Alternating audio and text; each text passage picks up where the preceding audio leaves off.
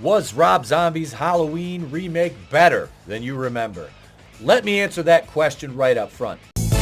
Hell no, to the no, no, no. Hell no, it wasn't. Hell to the no.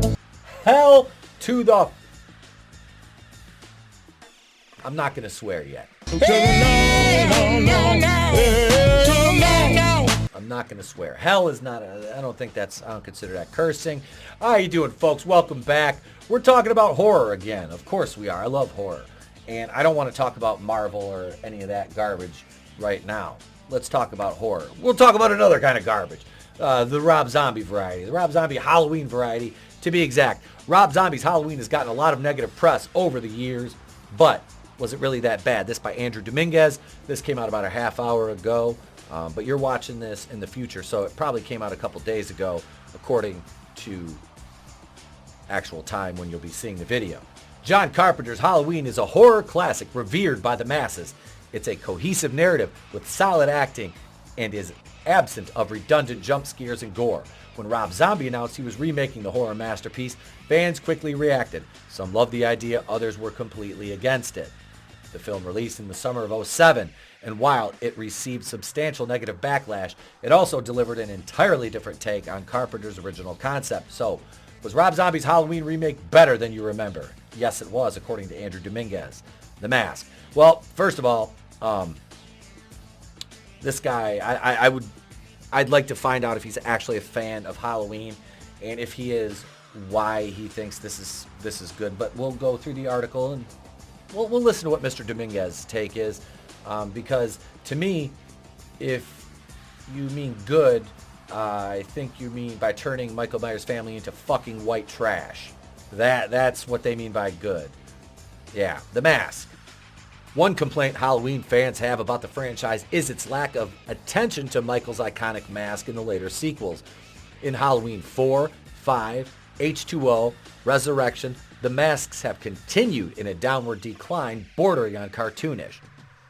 This product is unacceptable to Halloween fans. There's a reason why Michael Myers is often referred to as the Shape, as much of the horror to the killer is not knowing what he looks like behind the mask, and the mask itself has to maintain an eerie nature. The Halloween remake does what all the previous sequels before it failed to do. It redesigns the Michael Myers mask in a truly chilling fashion. Disheveled, blank-eyed, and expressionless, it complements Tyler Mane's 6'9" stature to truly create a menace out of Michael Myers.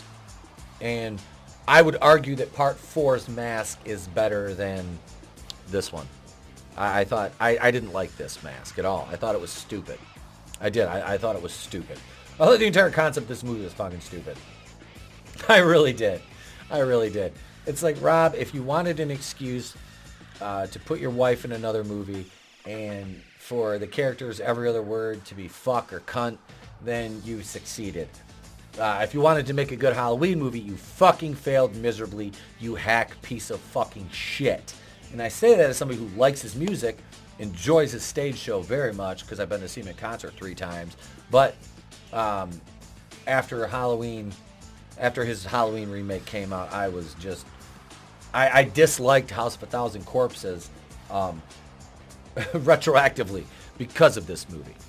The way to succeed and the way to suck eggs. Sentimentality. One of the more controversial aspects of Rob Zombie's Halloween is the emotional depth given to Michael Myers. He has a full range of emotions as opposed to being a hollow killing machine.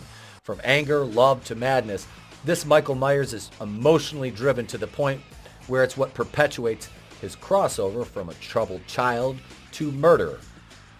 When Michael escapes Smith's Grove Sanitarium, his one goal is to find his younger sister, Angel, better known as Laurie Strode. But Michael doesn't want to find her to end her life or carry out some family curse.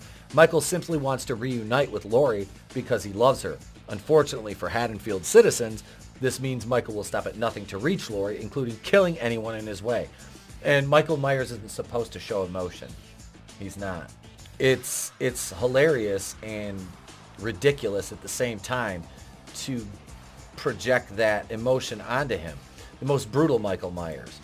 Yeah, that's about the only thing we can say if you're a straight gore fan, that he was much more violent in these, but like I said, that does not necessarily make the movie better. I think shocking gore used sparingly and with discretion is far better than just an all-out bloodbath.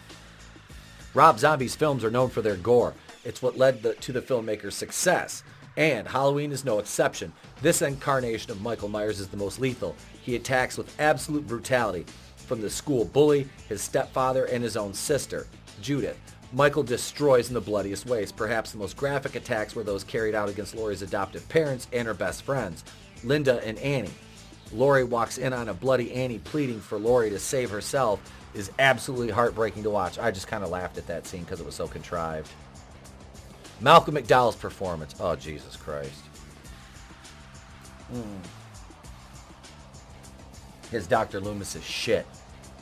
I all respect to Malcolm McDowell. His Dr. Loomis is utter fucking garbage.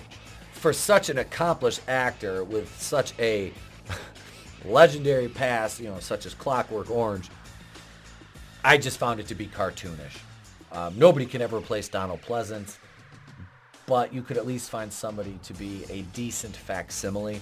This was not it. This is not him, is it? Horror movies are heavily criticized for their actors' somewhat over-the-top or wooden performances, but Rob Zombie's Halloween counts with an ensemble of extremely talented actors. Scout Taylor Compton as Laurie Strode is phenomenal. Brad Dourif adds on an emotional nuance to Sheriff Brackett that creates a compelling character, opposed to the one-dimensional cliché law enforcer. And Danielle Harris is engaging to watch as Annie Brackett, given her former portrayal as Jamie Lloyd. Then there's the powerhouse known as Malcolm McDowell. Known for classics such as A Clockwork Orange, Oh Lucky Man, The Artist, and the controversial Caligula, the seasoned thespian creates a layered version of Dr. Sam Loomis that reinvents the original character. This Sam Loomis actually sees Michael as a human man and attempts to reason with him tirelessly. Malcolm McDowell sells his performance as not only a doctor trying to save a small town from impending doom, but a man putting his life on the line to save a man he's devoted a good portion of his life to.